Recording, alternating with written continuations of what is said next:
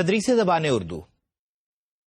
عزیز طلبہ، be add honours elementary کے اس course میں ہمارا فوکس رہے گا کہ ہم اردو زبان کو کس طرح مؤثر انداز میں اپنے بچوں کو ابتدائی سطح پر اسپیشلی پڑھا سکتے ہیں. آپ جانتے ہیں کہ اردو پاکستان کی قومی زبان ہے اور پاکستان بھر میں اردو کا مضمون بطور لازمی کورس کے ابتدائی سطح پر پڑھایا جاتا ہے.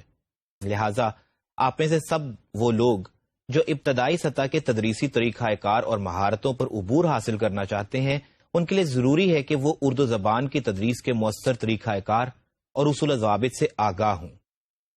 قبل اس کے کہ ہم کورس کے مختلف موضوعات کی طرف بڑھیں، آج کی اس مختصر گفتگو میں ہم دیکھیں گے کہ تدریس زبان اردو کے بنیادی اغراض و مقاصد کیا ہیں.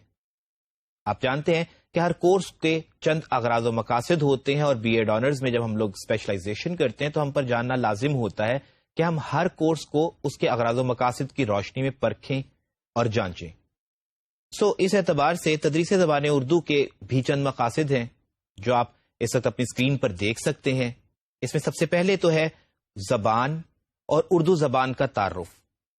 طلبہ پر لازم ہے کہ وہ یہ جانتے ہوں کہ وہ جس عمل سے گزرنے جا رہے ہیں، جس چیز کی ٹیچنگ وہ کر رہے ہیں، جو تدریس دے رہے ہیں، وہ ظاہر ہے زبان ہے. تو زبان کیا ہوتی ہے؟ وہ زبان کون سی ہے؟ وہ زبان اردو کی ہے. اردو زبان کہاں سے مارز وجود میں آئی، اس کے ارتقائی مراحل کون کون سے تھے، اور پھر آج اردو کہاں کھڑی ہے. اس کے بعد ہم دیکھیں گے عمومی طور پر کہ زبان کے تدریسی اصول و ضوابط کون سے ہوتے ہیں، زبان کو کس طریقہ کار سے، کن کن طریقہ کار سے پڑھایا جا سکتا ہے بہتر انداز میں. اس کے بعد عزیز طلبہ ہم دیکھیں گے کہ زبان اور بالخصوص اردو زبان کی تدریس میں ہم تدریسی معاونات سے کس طرح روشناس ہوتے ہیں، ان سے استفادہ کس طرح کرتے ہیں. آپ جانتے ہیں کہ آڈیو ویژول ایڈز ہوتی ہیں، اس کے علاوہ مختلف ایکٹیویٹی بیسڈ طریقہ کار ہوتے ہیں جن کی مدد سے، جن کی معاونت سے اساتذہ طلبہ کو اردو یا کوئی بھی زبان پڑھاتے ہیں. تو اردو زبان پڑھاتے وقت اساتذہ کو کن تدریسی معاونات کا استعمال کرنا چاہیے، کون سی بنیادی لسانی مہارتیں ہیں جو ان کو خود بھی آنی چاہیے اور انہیں بچوں میں بھی ٹرانسفارم یا ٹرانسفر کرنی ضروری ہوتی ہے. اس کے بعد ہم دیکھیں گے کہ اردو نظم و نثر اور قواعد و انشاء کی تدریس کیسے ہوتی ہے. ظاہر ہے کہ شاعری کو پڑھانے کا طریقہ اور ہے، نثر کو پڑھانے کا طریقہ کار اور ہے. ابتدائی سطح پر قواعد بہت اہمیت کے حامل ہوتے ہیں کہ اسم کیا ہے، مصدر کیا ہے، مرکب کیا ہے. تو سب سے پہلے تو استاد پر لازم ہے کہ وہ یہ جانتا ہو، اور اس کے بعد ظاہر ہے کہ طلبہ کے لیے یہ لازم ہو جاتا ہے کہ ابتدائی سطح پر اگر وہ اچھے طریقے سے یہ جان لیں گے تو کل کو وہ اس میں بہتر انداز میں زبان کو مضبوط کر سکیں گے، اپنے ابلاغ کو مضبوط کر سکیں گے، اپنے اظہار کو مضبوط کر سکیں گے. اس کے بعد ہم دیکھیں گے کہ ابتدائی سطح کی نصاب سازی کیسے ہوتی ہے. ہمارے سامنے جو کتاب آتی ہے ظاہر ہے اس کو اساتذہ ہی ترتیب دیتے ہیں. تو ابتدائی سطح پر پہلی جماعت میں، دوسری، تیسری، چوتھی، پانچویں جماعت میں اگر آپ کو نصاب تیار کرنا پڑے تو آپ کیا کریں گے؟ کون سے مضامین، کون سے نظم و نثر، کون سے انشاء، کون سے قواعد اس میں شامل کیے جائیں گے. اور پھر ہم دیکھیں گے کہ ان قواعد یا ان انشائی اصولوں کو یا نظم و نثر کو شامل کرتے ہوئے کن مقاصد کو ملحوظ خاطر رہنا چاہیے.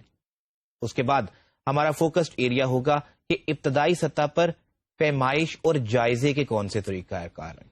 آپ جانتے ہیں کہ جب بھی کوئی کورس پڑھتے ہیں تو اس کے بعد اس کی جانچ ہوتی ہے، ایگزامینیشن جس کو ہم لوگ عام ٹرم میں کہتے ہیں، ایویلویشن کی جاتی ہے، گریڈنگ ہوتی ہے، اسیسمنٹ ہوتی ہے. آپ دیکھتے ہیں کہ کون سا طالب علم کس سے بہتر ہے تو کیوں ہے. تو اسیسمنٹ اور گریڈنگ کے مختلف اصول و ضوابط ہوتے ہیں، مختلف طریقہ کار ہوتے ہیں.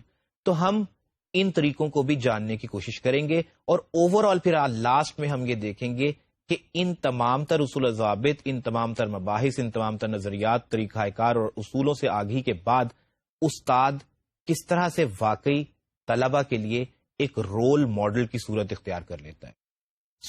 ان اصول و ضوابط کے لیے ہم اپنے کورس کو مختلف موضوعات میں تقسیم کریں گے، جن کی تعارفی آگہی تو ظاہر ہے ان اغراض و مقاصد سے ہی ہو جاتی ہے. اور جب ہم ہر ٹاپک پر خصوصی گفتگو کریں گے تو ہم اس کے پروز اینڈ کونس، ان کی مختلف صورتیں، مختلف اقسام پر غور کریں گے تاکہ پریکٹیکلی آپ کو پتا چلے اور تھیوریٹیکلی آپ کو پتا چلے. آپ تھیوریٹیکلی جانیں گے تو آپ اپنے لیے، اپنی گرومنگ کے لیے ظاہر ہے کہ آپ کو بہتر ہوگا، اور جب آپ انہیں پریکٹیکل فارمز میں دیکھیں گے، کلاس روم انوائرمنٹ میں، تو آپ کو پتا چلے گا کہ استاد جب کلاس میں ابتدائی سطح کی تعلیم دیتا ہے تو اردو زبان کی تدریس کے لیے اس کا ایکشن، اس کی زبان، اس کا انداز، اس کا رہن یعنی آپ یوں کہہ لیجئے کہ اس کا اسلوب کیا ہوتا ہے، مجموعی طور پہ اس کو کس نوعیت کے مینرزم کا مظاہرہ کرنا ہوتا ہے.